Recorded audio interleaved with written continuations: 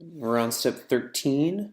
So what we want to do is select our base and we want to move it to a different layer. So we're going to move it to the base layer. So I can select this base and then I can do a right click or a control click on the base layer and choose move object to this layer.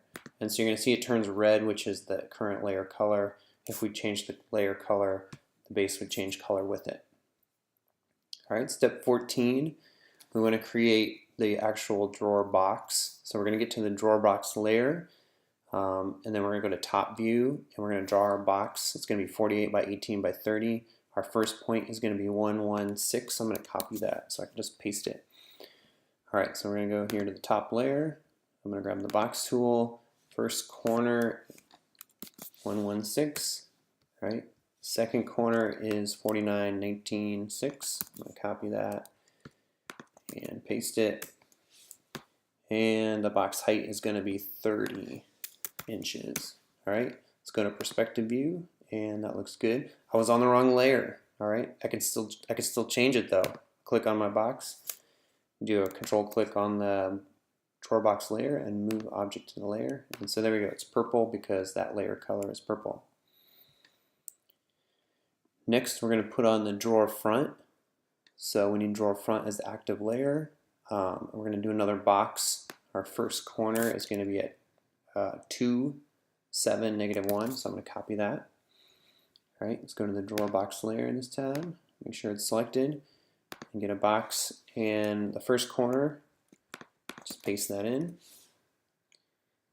Oops, I think it's supposed to be on the drawer front layer, but I'll move it. It's okay.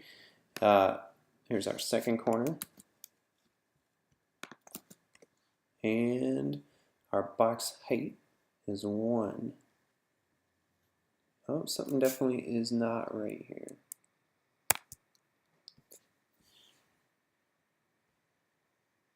Oh, we need to be in front view. Let's go to front view. And let's paste in our first. Let's make sure we're on drawer front this time. Okay, our first number. Oops, but we gotta actually be on the box. Okay, our first number. And our second number. And it is 1 inch in height. Alright, so here you can see if it was in the wrong view, it actually didn't work. But now we're in perspective and it's working fine. So there's our drawer. Now mine is blue. I just have different layer colors than the actual tutorial. You can change them to whatever. Here, let's just change them something a little more similar to the tutorial. Okay, we need to add the knob. So we got to make sure Smart Track is on. It should already be on. We're going to go to front view. We're going to use the cylinder. We want the base of our cylinder in the center of the drawer, and we're going to have a radius of 1.2. All right, so we're going to front view. We're going to get the cylinder. And to find the center, we're going to find the one midpoint here, and we're going to find one midpoint over here. There's our center. We're going to click. Our radius is 1.2. Make sure it says radius because it's possible to choose diameter. We want radius. Hit return. And then our cylinder, the depth is going to be 1. All right. So again, Smart Track was checked while I did that. Okay. And direction constraint is vertical. I don't know if that was checked. I think it was. Looks good. All right. Next, we're going to join the knob in the front of the door using Boolean union. Okay, so we got to select the two surfaces. Or first, we're going to type Boolean union, then we're going to select the two surfaces, and then we're going to hit enter. So this will join them into one object. And I'm going to do this in perspective view just so we can see it. So right now, they're two separate things. But when I type Boolean union, and I select this surface and this surface and hit enter, now when I click on them, they're just one object. Okay, we're going to duplicate the drawer using the array tool. So making sure that history is turned on, we're going to go to front view and we're going to type array.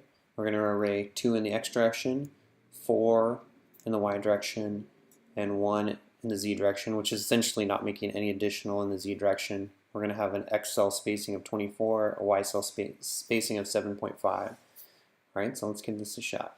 Go into front view, array. This is the object I want to array. Hit return. In the x direction, we're doing 2. In the y direction, we're doing 4. The z direction, we're leaving at 1. Okay, and our cell spacing is 24 and 7.5. All right, so we put 24 here and 7.5 here. Whoops, I did 7.7, but I can still change it. 7.5, and this looks great, so I hit enter, and there are my drawers. Let's look in perspective view. Perfect. Okay, we got to make the top, so now we're going to go to the top view. We are going to have our first corner base at 0, 0, 36. We need to do this in top view, right? So paste in 0, 0, 36. Oops, we need to actually select the box. 0, 0, 36. Our second point is going to be 50, 20, 36. And our height is going to be 2. Perspective view. Looks great. All right, finishing touches. We're going to add a chamfer to the edge. So we're going to go to perspective view. We're going to make sure base is the active layer. We're going to turn off the other layers. All right, base is active. We'll click the little light bulb next to these other layers, and I'm going to hit Command-Shift-E to zoom in so we can see this well. We're going to do chamfer edge, and our distance is going to be 0.75. We want to make sure trim and join are selected. Okay, so chamfer edge. What was our number again? It's 0.75.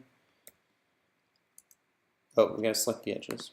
0.75. And we select each of these edges. Hit enter. And trim and join are selected. Nothing else special to do here. Hit return. There's our chamfered edge. All right, now we've got to make sure the top layer is active, and we're going to do the same thing. Turn on the top layer and Shift E so we can see it. And hit spacebar since chamfer edge was the last thing we did. Oop, doesn't seem to be working, so I'll just type it in. Chamfer edge. Our number is still 0.75. We select 1, 2, 3, 4 edges. Hit enter. Trim and join are checked. Hit enter, and there's the top.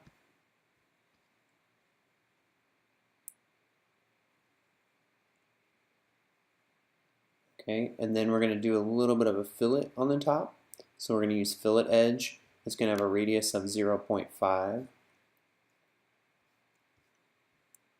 So now we're looking at the top, and let's type in fillet edge. We're going to change our radius here to 0.5, and we're going to select 1, 2, 3, 4 edges. Hit return, return again, and there's our customized top, rounded. All right, now we're going to turn on all the layers, double check that history is on, and we're going to chamfer edge on the actual drawer, and it's going to be at 0.03. So we're turning on the rest of the layers.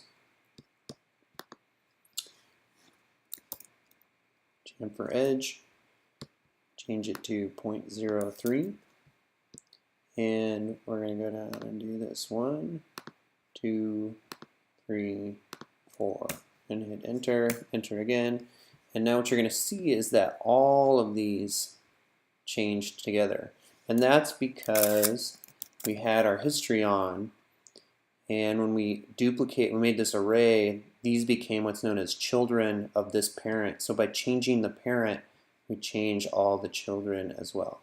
So it's just a powerful way of altering multiple shapes all at the same time, right? So that's it. That's your finished. There are some extra challenges if you want to try them, but otherwise your chest is complete. So save it to your shared drive.